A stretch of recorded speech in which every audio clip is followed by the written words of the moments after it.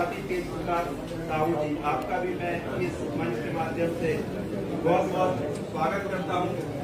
साथियों, इससे पहले कि मैं अगले वक्ता की तरफ बढ़ूं, मैं दो पंक्तियां उनके सम्मान में यहाँ पर प्रस्तुत करना चाहता हूँ कि परिंदों को मिलेगी मंजिल यकीनन, परिंदों को मिलेगी मंजिल यकीनन, ये फैले हुए उनके पंख बोलते हैं, वही रहते हैं खामोश अक्सर जमाने में जिनके हुनर बोलते हैं।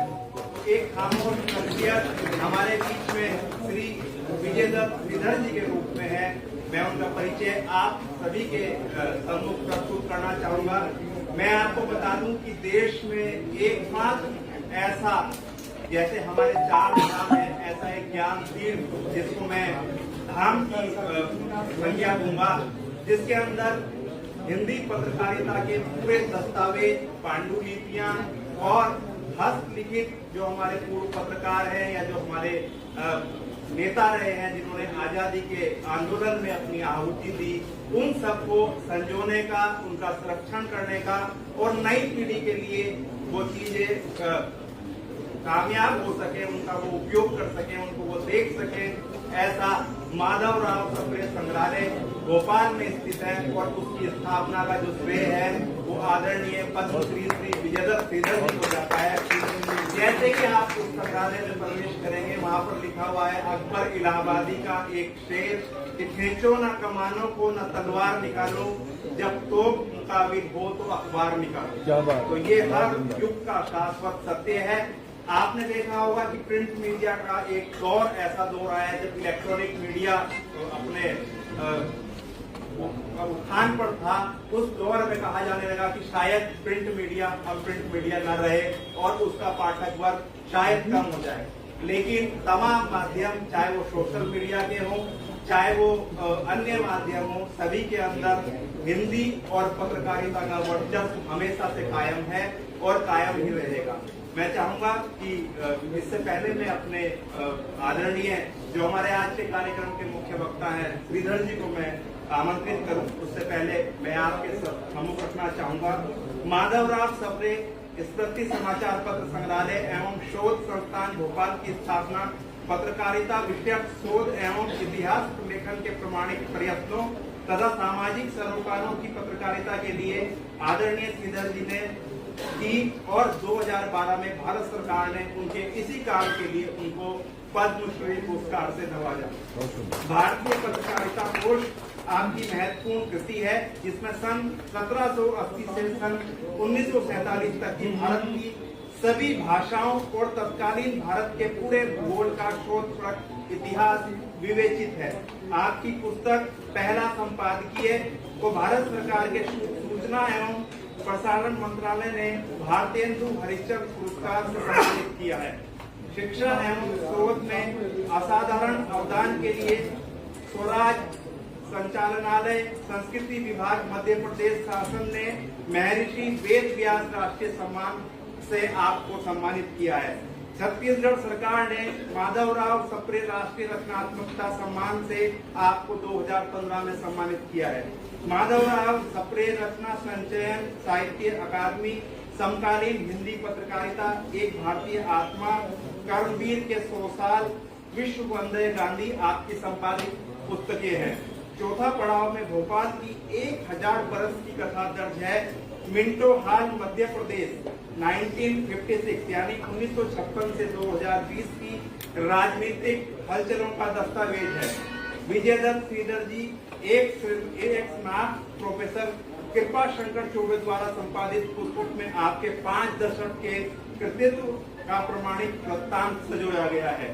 विजयदत्त श्रीधर जी माखनलाल चतुर्वेदी राष्ट्रीय पत्रकारिता एवं संचार विश्वविद्यालय भोपाल में 2005 से 2010 तक शोध निदेशक रहे हैं। सितंबर 1981 से पत्रकारिता जनसंचार और विज्ञान संचार की शोध पत्रिका आंचलिक पत्रकार का आप संपादन कर रहे हैं। ऐसे शख्सियत जो हमारे बीच में मौजूद है, मैं पूरे सम्मान के साथ आमंत्रित करना चाहूंगा विजयदत्त श्रीधर जी को।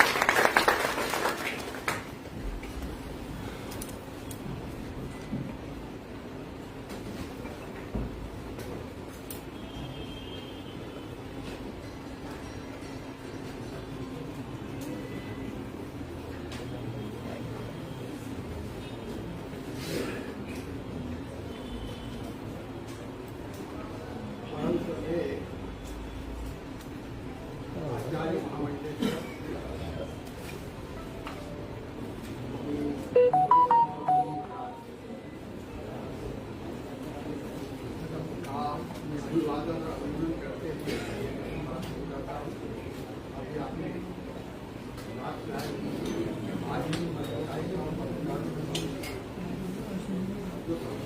आवाज नहीं आ रही, अभी बिजली आने वाली है, आ रही बिजली आ रही है।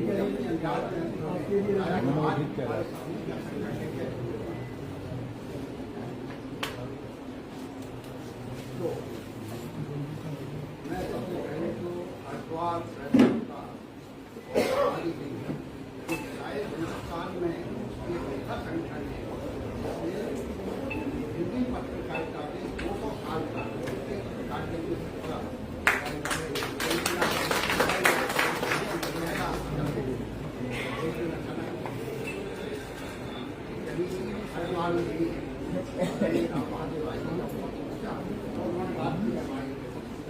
भाई ऐसा कार्यक्रम है, शुरुआत पहले व्याख्यान में आप बताएं, फिर बाद में 7 बजे सुंदर मिले कार्य पार्टी की कार्यक्रम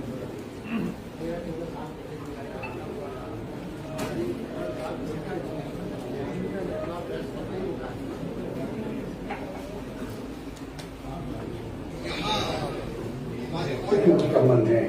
डॉक्टर विष्णुदत्त राकेश उन्होंने हमारे निवेदन को स्वीकार करते हुए एक बहुत ही महत्वपूर्ण किताब पत्रकारिता में लिखी थी, स्वामी संतानंद और उनका पत्रकार कुल। दुर्गा जी से बहुत पहले से हम थे और भी हमारे मिलते हैं यहाँ। आज बहुत अच्छा लग रहा है कि अपने लोगों के बीच में हमें बात करने का अवसर मिल रहा है और इसके लिए मैं सुनील दत्त पांडे जी, हमारे प्रेस क्लब के अध्यक्ष, महासचिव और अन्य सभी साथियों का मैं बहुत हृदय से इसके लिए आभार मानता हूँ। मित्रों, पत्रकारिता किसी भी दौर की रही हो, उसमें कुछ शाश्वत सत्य हैं। 2 सत्य हम प्रकट करते हैं हमारे पौराणिक आख्यानों से। एक आख्यान है देवर्षि नारद का, और देवर्षि नारद को पहला संचारक माना जाता है जो लोक मंगल की भावना से संवाद और सूचनाओं का संप्रेषण किया करते थे। पत्रकारिता का तो वह स्वरूप नहीं था, लेकिन वो आदि संचारक जरूर रहे। लेकिन उनकी संचार का उनका हेतु क्या था, उसका उद्देश्य क्या था? वो था लोक मंगल। तो पत्रकारिता चाहे प्रिंट मीडिया की हो, इलेक्ट्रॉनिक मीडिया की हो, सोशल मीडिया की हो, कोई भी माध्यम हो, कोई प्रारूप हो, उसका लोक मंगल उसकी बुनियादी शर्त है। दूसरा पौराणिक आख्यान है महाभारत का, और वो आख्यान है संजय से।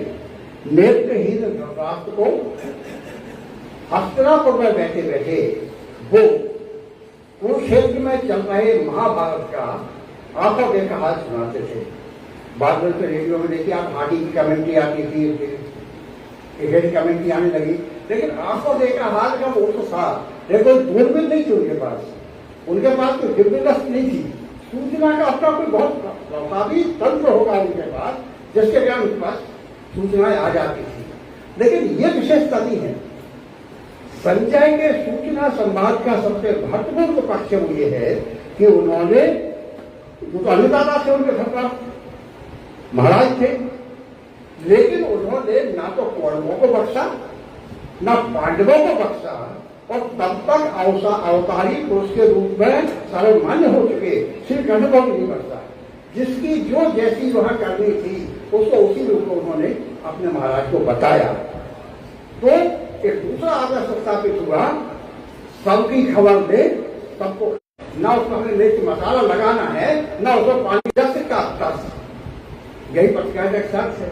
लेकिन आज समय एक बड़ी विकट चुनौती पत्रकारिता के सामने है, और फेक न्यूज, ये जो हथियार है, जो बड़ा खतरनाक हथियार है, जिसके मन में जो आता है उसको दर्ज करके और जारी कर देता है।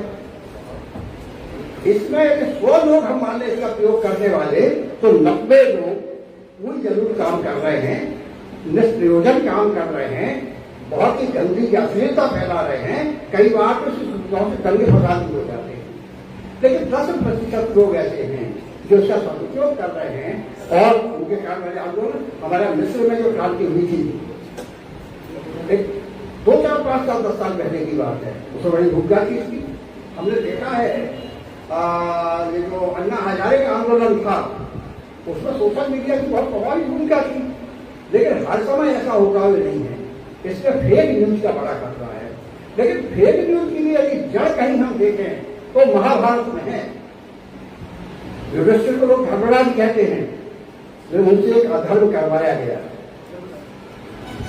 जब भीष्म पितामह श्री कृष्ण ने एक तरकीब सोची और उन्होंने धृतराष्ट्र को मानते थे झूठे बोलता धर्मराज है, तो उन्होंने युधिष्ठिर से ये कहलवाया अश्वत्थामा हतो, ये जोर से चिल्ला के बोला और धीरे से बोल दिया नरोवा वा।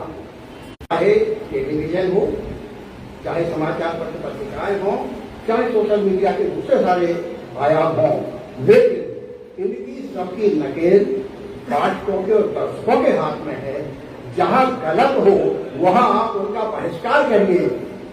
यदि सोशल मीडिया टेलीविजन में आप विरोध दबा के बंद करना शुरू करिए, अखबारों में गंदगी हो, पत्रिकाओं में गंदगी हो, उनको खरीदना बंद करिए, घर में आना बंद करिए। ये जब होगा तभी इन पर आप नियंत्रण लगा सकते हैं। किसी कायदे कानून से इन पर नियंत्रण लगाना संभव नहीं है। ये जवाबदारी पाठकों की है, दर्शकों की है, श्रोताओं की है। मित्रों, कोलकाता जब देश की राजधानी थी, ईस्ट इंडिया कंपनी का मुख्यालय वही था, तो वो आर्थिक राजधानी भी थी, तो आजीविका का साधन भी वही ज्यादा थे। जैसे लोग इस समय बंबई की तरफ भागते हैं, दिल्ली की तरफ भागते हैं, वही श्री चेन्नई की है मद्रास में। कलकत्ता की समय सबसे ऊंची पोजीशन थी इस मामले में आजीविका के शौक के माध्यम से। तो कानपुर से पंडित युगल किशोर शुक्ल, यदि बंगाल में उसका उच्चारण होगा तो युगल किशोर होगा, तो वह या को क्या बोलते हैं। तो शुक्ल जी वहां कैसे आजीविका की तलाश में वो अदालत में काम करने लगे। बाद में वो वकील हो गए। काम करते करते तभी उनके दिमाग में आया कि हमको एक अखबार निकालना चाहिए। उस अखबार का नाम दंत मार्तंड है। लेकिन उसमें जो सबसे महत्वपूर्ण बात है कि आखिर ये दंत मार्तंड उन्होंने निकाला क्यों। उस समय तक हिंदी में कोई समाचार पत्र प्रकाशित नहीं होता था। कलकत्ता जो शहर है कोलकाता, वो 5 भाषाओं की पत्रकारिता की गंगोत्री है। वहां 1780 की 19 जनवरी को हिकीज गजट, उसका पूरा नाम है the Bengal gazette of Calcutta general advertiser, जैन सागर से हिकीज ने निकाला। पहला अखबार वो निकला अंग्रेजी में 1780। दूसरा अखबार वहां से भारतीय भाषा का पहला अखबार निकला 1818 में, बंगाल गजट और समाचार दर्पण। तो अंग्रेजी पत्रकारिता और बंगला पत्रकारिता। फिर 1822 की मार्च में वहां से उर्दू का अखबार निकला जामे जहानुमा। लेकिन उसने देखा कि इसमें पूरा लोग उर्दू का 100% में ज्यादा नहीं था, तो फिर 6 अंकों के बाद उन्होंने उसको फारसी में ही करना शुरू कर दिया और वो फारसी अखबार हो गया। और 5वीं भाषा हिंदी, जिसमें 30 मई 1826 को उदंत मार्तंड निकला। तो इस तरह अंग्रेजी, बांग्ला, उर्दू, फारसी और हिंदी 5 भाषाओं की पत्रकारिता का उद्गम कोलकाता से हुआ। 1822 में ये बहुत महत्वपूर्ण अखबार मुंबई से निकला। उसका नाम है मुंबई समाचार, गुजराती का है। ये बाकी यहाँ वाले सब बंद हो गए। मुंबई समाचार आज भी प्रकाशित हो रहा है। उसको प्रकाशित होते हुए 203 साल हो गए। वो अभी वो निकल रहा है एशिया का सबसे पुरानी चीज पर। लेकिन आप देखिए तो उस समय जो समाचार पत्र प्रकाशित करते थे, और ये प्रकाशन बिल्कुल बड़ा स्टाफ होता हो या बड़ी लोग, ऐसा नहीं होता था। वो एक तरह संपादक था, वो पीर वाला की दृष्टि का था, कोई काम करता था। वो कंपोजिंग भी कर लेता था, वो पेज जमा लेता था, वो टेबल मशीन पे स्टैंड भी लगा लेता था, वो अखबार में पते चिपका लेता था, डाक खाने जाके डाल आता था, सब काम वही करता था। कोई आमदनी के जरिए नहीं थे, किसी तरह मुश्किल से उसको प्रकाशन के लायक पैसा मिलता था, और जिनको कोई विज्ञापन या ग्राहकों को पूरा पैसा नहीं मिलता था, वो समाचार पत्र साल 2 साल 6 महीने रह के बंद हो जाते थे। उदंत मार्तंड भी 1 साल 7 महीने के बाद बंद हो गया। लेकिन उसका बड़ा महत्वपूर्ण वाक्य है, वो ये है कि यह उदंत मार्तंड अब पहले पहल हिंदुस्तानियों के हित के हित, और इसको महत्वपूर्ण वाक्य है हिंदुस्तानियों के हित के हित, जो आज तक किसी ने नहीं चलाया, पर अंग्रेजी और फारसी और बंगले में जो समाचार कागज छपता है उसका सुख उन बोलियों के जानने और पढ़ने वालों को भी होता है। देश के सत्य समाचार हिंदुस्तानी लोग देखकर आप पढ़ और समझ लें, तो पढ़ाई अपेक्षा जो अपने भावों को बड़े न छोड़ें। इसलिए बड़े दयावान करुणावान गणेश के निधान सबके कल्याण के विषय श्रीमान गवर्नर जनरल बहादुर की आयत से ऐसे चाहत में चित्त लगाए के एक प्रकार से यह नया घाट काटा। तो हिंदी पत्रकारिता की आदि प्रतिज्ञा है हिंदुस्तानियों के हित के हित, और हिंदुस्तानी मतलब ये पूरे भारत की नहीं कह रहे हैं, वो जो हिंदी पट्टी है पूरी, आज के 10 प्रदेश है जहाँ हिंदी ही की भाषा है, तो हिंदी क्षेत्र में वो समाचार पत्र नहीं था, इसलिए वो जो सोची ने ये प्रयोग किया। उसके बाद में बहुत सारे अखबार थे। हम लोग पुस्तकालयों का बहुत महत्व नहीं समझते हैं। अब तो हमारे यहाँ विश्वविद्यालयों में, महाविद्यालयों, विद्यालयों में भी भूले भटके ही कोई राजनीति बन जाता है। देखो राजा राधाकांत देव, उनकी एक निजी लाइब्रेरी थी, और उसका वो देखते थे, उसका प्रभाव जिनके पास था वो थे बनर्जी साहब, और उन्होंने जाके देखा वो काम करते थे। उनके मन में पढ़ने की बहुत सारी नई चीजें खोजने वाली ललक थी। एक तरह से हम कह सकते हैं कि शोध उनका बड़ा भी विषय था। तो एक बार उनके हाथ एक फाइल लगी, तो फाइल उल्टी पलटी, तो उन्होंने कहा कि ये तो हिंदी का अखबार है। उसके पहले तक जो 1845 में बनारस से बनारस अखबार निकला था, उसे लोग हिंदी का पहला अखबार मानते थे, जो राजा शिव प्रसाद सितारे हिंदी में करवाया, और हम करते जी उसके रघुनाथ करते जी उसके संपादक थे, ये चलता रहा। लेकिन जब ये बनर्जी साहब को जब ये मिली फाइल, तो उन्होंने लेख लिखा हिंदी का आदि अखबार समाचार पत्र, और वो विशाल भारत जिसके संपादक चतुर्वेदी हुआ करते थे, उसके मई 1921 के अंत में छपा। तब से इतिहास का क्रम बदला कि बनारस अखबार नहीं, उदंत मार्तंड हिंदी पत्रकारिता का आदि है, ये हिंदी का पहला अखबार है। अब हम कुछ बात इस पूरी प्रक्रिया की करें तो बहुत ही महत्वपूर्ण चीजें हमारे सामने आती हैं। जैसे आप देखेंगे, हिंदी पत्रकारिता के बारे में हम ज्यादा बात करेंगे, कि जब 1857 की क्रांति विफल हुई, जो पहला स्वतंत्र संग्राम में विफल हुई, तो अंग्रेजों ने बहुत बुरी तरह का दमन किया था। सैकड़ों हजारों लोगों को फांसी पर लटका दिया, गोली मार दी, उनकी संपत्तियां लूट ली। बड़े बड़े राजा महाराज थे, उन्हें तक उन्होंने जैसे कहते हैं भोपाली में चले गए, वो सब लूट लिया, और उससे हमारे भारतीयों का मनोबल बहुत गिरा हुआ। और जब मनोबल को गिरा हुआ था तो क्या करें, तो उसी बीच में एक हमारे नए राष्ट्र नायक लोकमान्य बाल गंगाधर तिलक वो सामने आते हैं। उन्होंने 4 जनवरी 1881 को पुणे से एक अखबार निकाला, केसरी, ये मराठी भाषा का था। और तिलक जी को इस बात के लिए जाना जाता है कि उन्होंने एक मंत्र दिया था, स्वराज्य हमारा जन्म सिद्ध अधिकार है, हम उसे प्राप्त करके रहेंगे।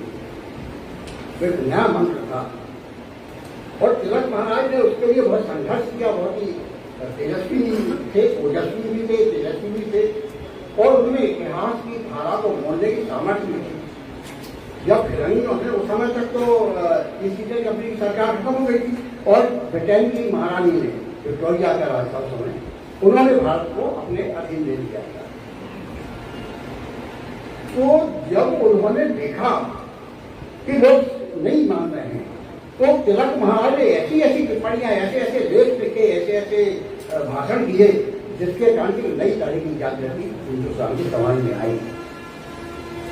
और वो समाज में जागृति का आना जो था उसके कारण जो उनके कौन से थे जो उनकी संपादकीय टिप्पणियां थी। और एक संपादकीय टिप्पणी के कारण तिलक महाराज को 6 साल के लिए देश निकाला मिला और उन्हें जाके वहां बर्मा में, अब जिसे आजकल म्यांमार कहते हैं, वहां मंडाले की जेल में 6 साल तक रहना पड़ा। और उसी जेल में तिलक महाराज ने गीता रहस्य लिखा था, जो मराठी भाषा में गीता का सबसे अच्छा भाष्य है। और उसका कितना महत्व है तो उसका हिंदी अनुवाद किया था माधवराव सप्रे ने, जिसके अभी 40 संस्करण प्रकाशित हो चुके हैं। गीता को समझने का सबसे अच्छा माध्यम हम लोग मानते हैं। तिलक महाराज की विचारधारा को हिंदी क्षेत्र में लाने के लिए माधवराव सप्रे ने 1907 में नागपुर से हिंदी की सीख शुरू किया। और उन्होंने एक नई बात कराई। उन्होंने जब अंग्रेज कहते थे भारत तो कोई राष्ट्र ही नहीं है, इसमें एक भाषा नहीं है, इसमें एक भूगोल नहीं है, तो बहुत सारे राज्यों में बंटवा तो 565 रियासतें थी हमारे यहाँ। लेकिन माधवराव सप्रे ने नियम देखा हमारी राष्ट्रीय जागृति और हम एक राष्ट्र कैसे, वो पहले अपने का पहला प्रयोग था। माधवराव सप्रे को राज्य होकर आज गिरफ्तार किया गया। ये सब चलता रहा और चलते चलते आप देखेंगे लगातार तिलक महाराज का जो पत्रिकारिता शुरू हुई, उस पत्रिकारिता के कारण एक नवजागरण को एक अलग तरह की दिशा मिली। दुनिया में पत्रकारिता सब जगह हुई है, आजादी की लड़ाइयां भी बहुत सारी जगह हुई हैं, लेकिन जो भारत का अनुभव है, जो भारत में जिस तरह से हुआ है, वैसा दुनिया में कहीं नहीं मिलता। इसलिए क्योंकि नवजागरण जो हमारे यहाँ भारतीय नवजागरण कहलाते हैं, इसका अकेली आजादी की लड़ाई की मूल्य नहीं था। इसके 4 आयाम थे। पहला राजनीतिक आजादी, दूसरा था समाज सुधार।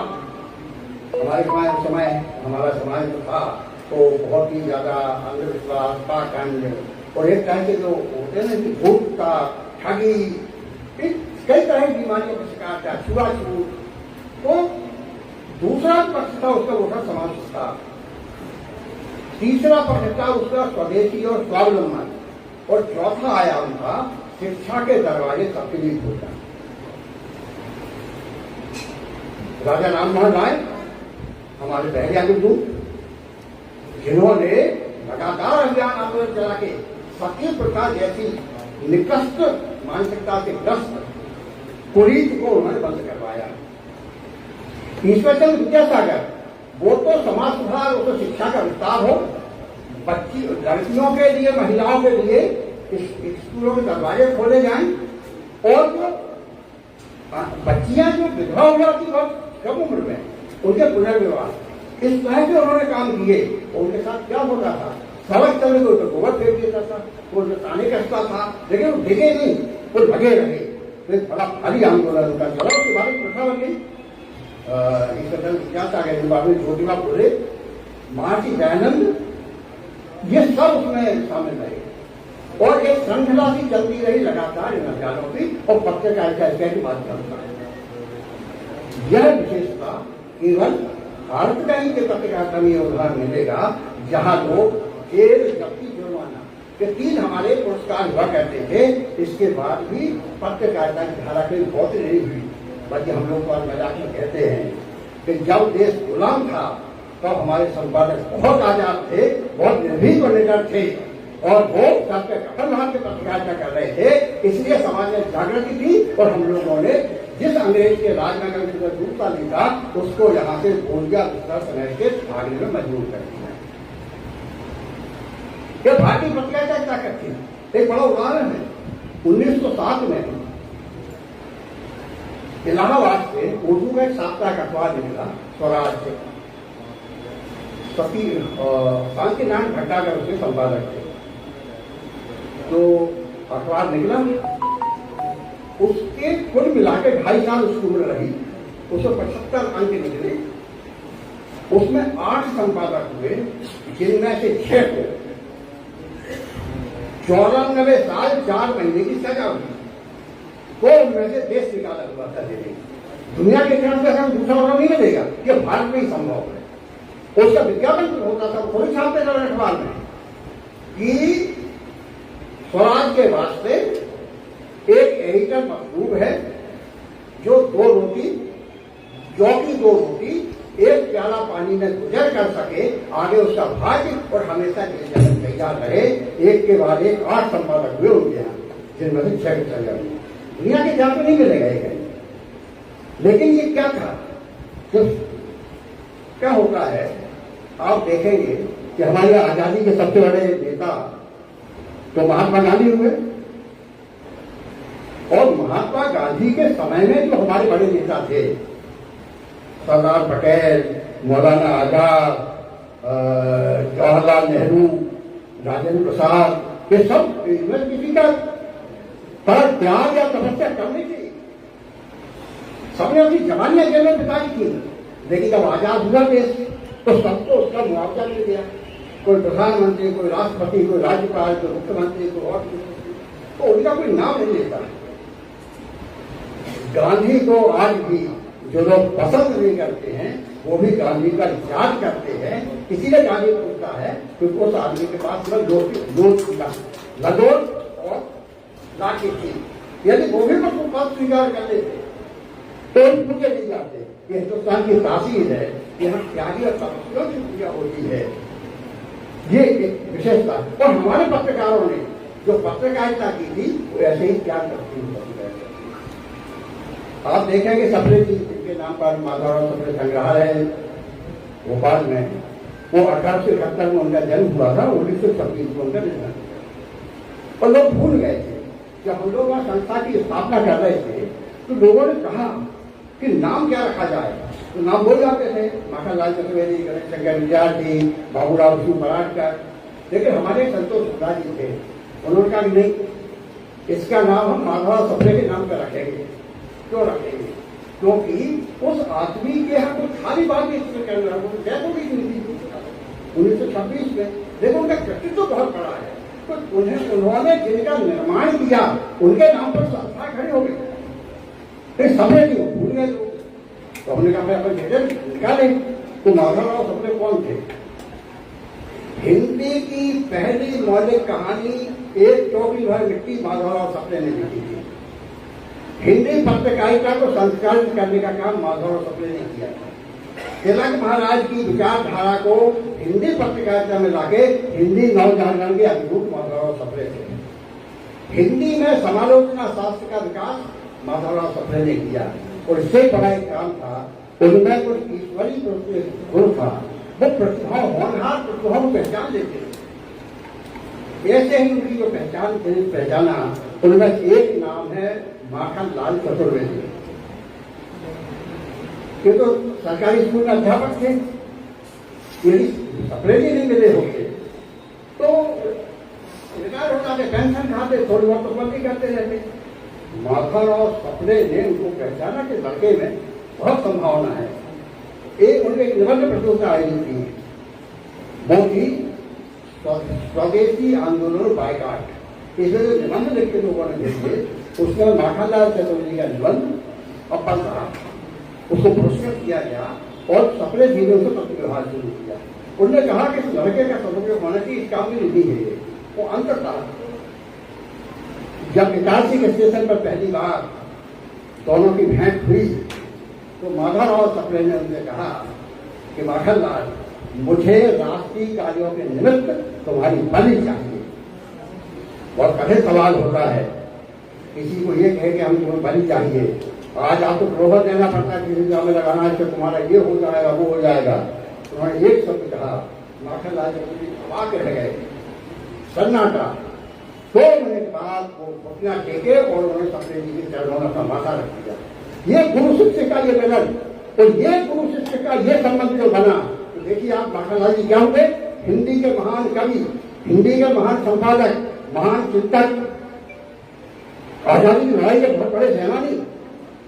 तो उन्होंने जो बड़ा प्रेरणा गीत ही लिखा था, चाहे नहीं मैं तुझो, चाहे नहीं मैं मधुबाला के गहलों में डूबा जाऊं, चाहे नहीं देवों के सर पर चढ़ूं, भाग पर उतराऊं। मुझे तोड़ लेना बनमाली उस पद पे देना तुम थे, मातृभूमि पर शीश चढ़ाने जिस पर जावे भी लगे।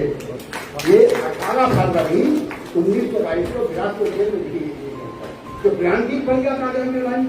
ये माधवराव सपने थे माखनलाल चतुर्वेदी बनाने वाले। द्वारका साहब मिश्र बाद में मध्यप्रदेश के मुख्यमंत्री बने, किसी तरह पढ़ के ग्रेजुएट हो गए। तलाश में क्या करें, सपने जी से पूछा, सपने जी की चिट्ठी लिखी शिशिर कुमार घोष के नाम। शिशिर कुमार घोष कौन?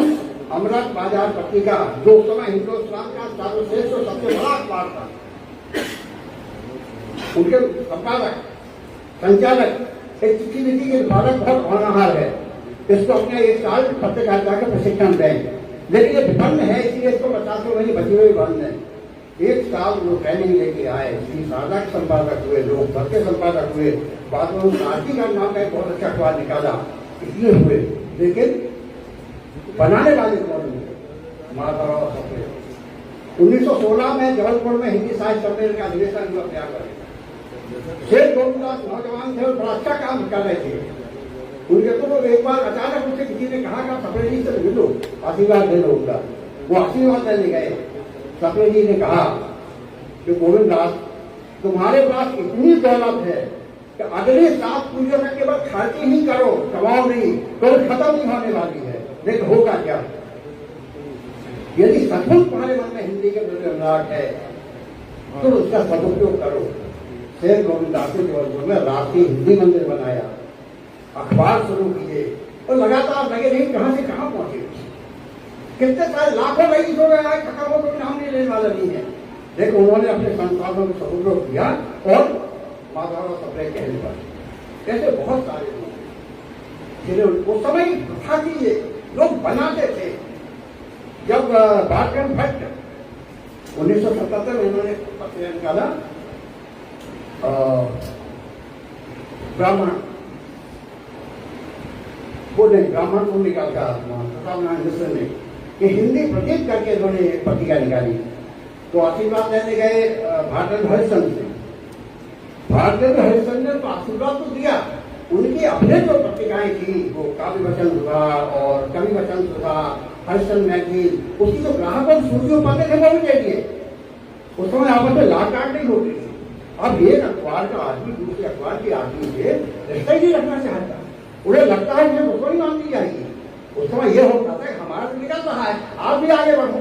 ये वातावरण हुआ करता था। इस सकारात्मक सृजनात्मक ये वातावरण बनाने का उसका पत्रिकाएं किया करती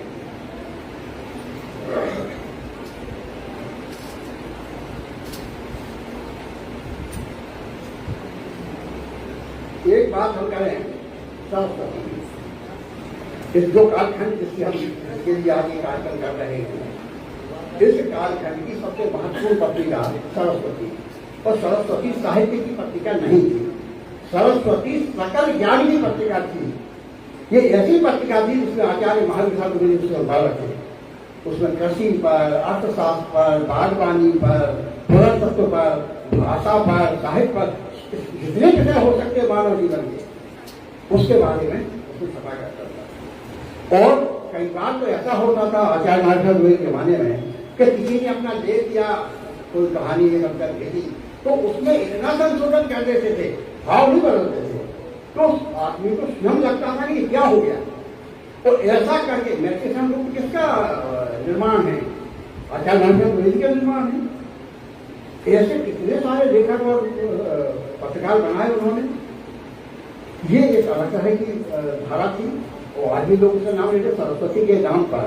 हिंदी साहित्य के इतिहास में युग है द्विवेदी युग। उसी दौर में विशाल भारत का पत्रिका निकली, मासिक पत्रिका थी, 1928 में निकली और इसके संपादक थे बनारस चतुर्वेदी। इसके मालिक संपादक वो संचालक जो भी थे वो थे हमारे चट्टोपाध्याय रामानंद चटर्जी। चट्टोपाध्याय हिंदी वाले। अब रामानंद चट्टोपाध्याय हिंदू महासभा के सूरत अधिवेशन में सभापति बने। तो उन्होंने जो भाषण दिया वहां और उसको एक खबरें हुई, उसको भाषण दिया, उसकी आलोचना विशाल भारत में छपी। बनारस चतुर्वेदी आलोचना लिखी और छपी। उन्हें लगा कि हिंदी कहा इसलिए अब वो लौट के आए वहां से, तो सहज भाव से उन्होंने पूछा तो भाई यहाँ क्या प्रक्रिया हुई है?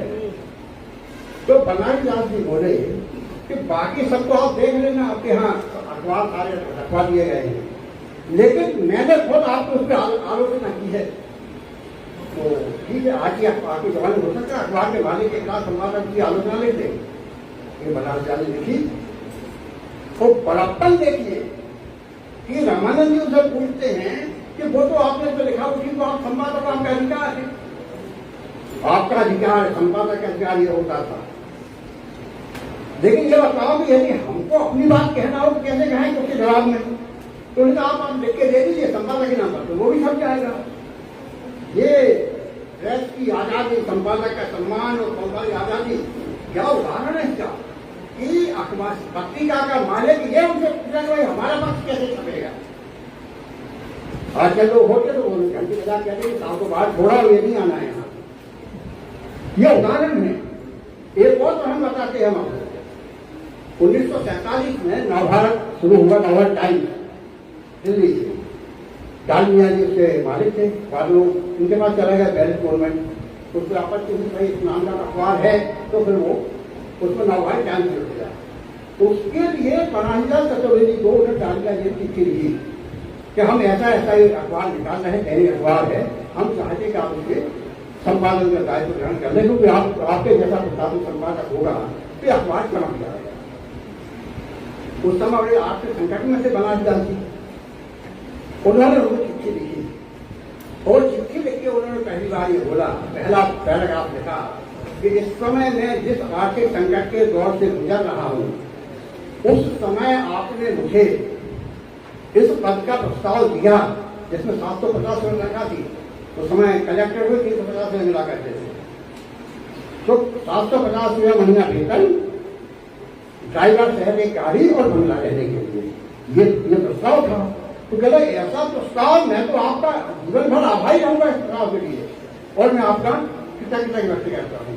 और दूसरे पहले आप लोग लिखते हैं, लेकिन क्योंकि मैं सिद्धांततः पत्रकारिता के धंधे में पूंजीपतियों के प्रवेश के खिलाफ हूं, इसलिए मैं आपका प्रस्ताव स्वीकार करने में अखबार हूं, कृपा करके मुझे क्षमा करें। तब ध्यान करा करते हैं कि बड़े बड़े पैकेज वाले, बड़े बड़े संस्थान वाले जो है ना, इन्हें कोई नहीं याद करेगा, याद वो किए जाएंगे जिन्होंने तो मिल के पत्ता लिखा। आज हम लोग देखते हैं, हम लोग काफी आलोचना भी करते हैं, बल्कि एक तरह से हम अपने ही व्यवसाय की निंदा भी करते हैं। हम हमारे जो विद्यार्थी निकल रहे हैं इनको हतोत्साहित भी करते हैं। पत्रकारिता विद्यार्थी है कोई यहाँ? हाँ, इन्हें हतोत्साहित करते हैं। यही जब किसी चैनल में या अखबार में जाते हैं तो निर्णय निकालते हैं, लेकिन हमने ये सोचते हैं कि हमने इन्हें सलीका और शैली सिखाने पर ध्यान दे नहीं रहे हैं।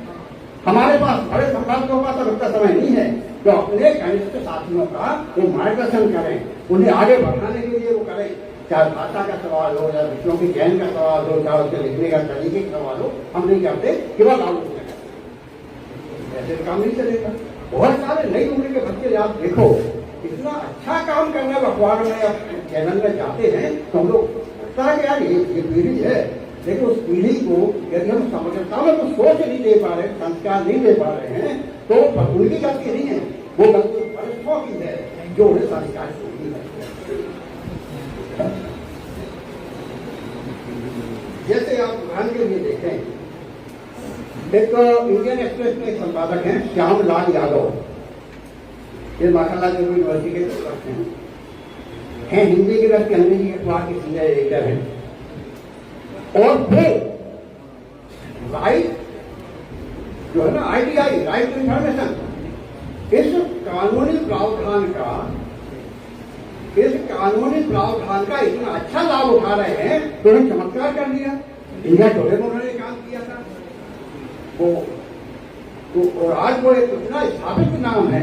और कई क्यों देखें, आपने सबसे नाम सुना होगा हरिवंश, ये हरिवंश भी राज्यसभा के उपसभापति है, लेकिन वो इसके राज्यसभा में आने के पहले वो प्रभात खबर नाम के बहुत बड़े अखबार के प्रधान संपादक थे, और ये मरता हुआ अखबार था जिन्होंने उसे जिंदा किया और चमकाया। पार्टियों के माध्यम से यदि चारा घोटाले में लालू प्रसाद यादव को जेल में रहना पड़ा तो आरटीओ के माध्यम से की गई पहल थी, जिसका सबके सामने आया। तो बहुत अच्छा हमारी जो नई पीढ़ी है, जो हमारे पत्रकार विद्यार्थी हैं, उन्हें आरटीआई राइट टू इन्फॉर्मेशन पर ध्यान देना चाहिए, इसका पूरा अध्ययन करना चाहिए। हमारे जमाने में हम लोग क्या करते थे, कहा जाता है, बताया जाता है, जानकार शुरू करने का ये अफवाही क्यों करना पड़ती थी, हम किसी का नाम नहीं ले सकते, इसने हमको बताया। आपके पास आरटीआई है, आप प्रामाणिक तौर पर जानकारी प्राप्त कर सकते हैं, अपनी पत्रकारिता को कम कर सकते हैं। तो पत्रकारिता कम के लिए तो आपको प्रयास नहीं करना, आप अभ्यास कर सकते हैं। ये तरीके हैं जिनसे हम लोग बहुत सारी बात कर सकते हैं।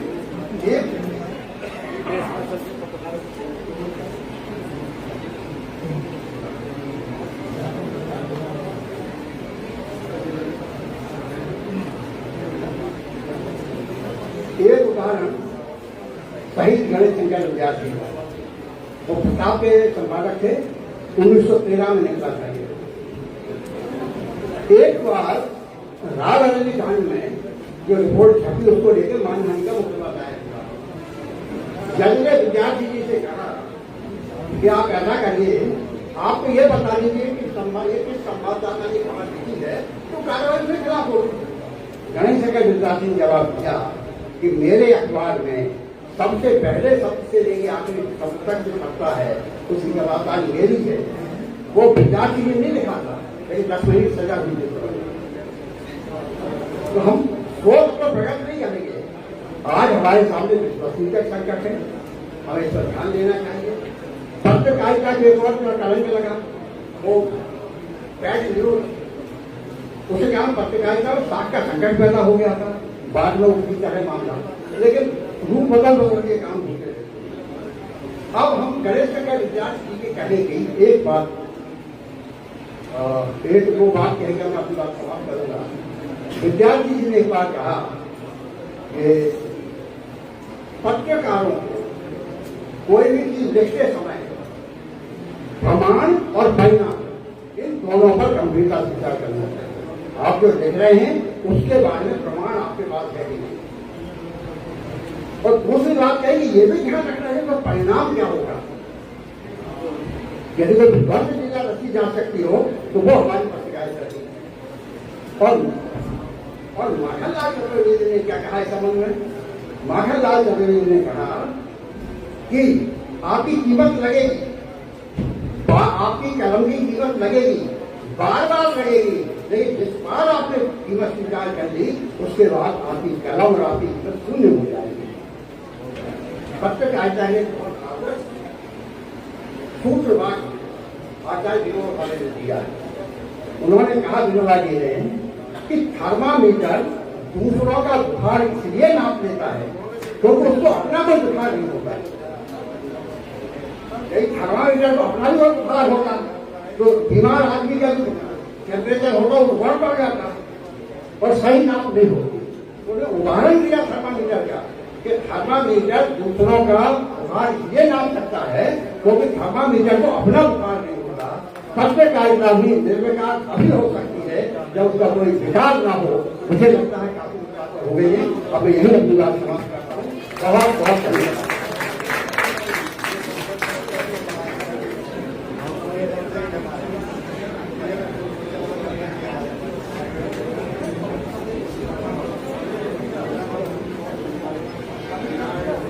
आपका बहुत बहुत आभार, धन्यवाद सर।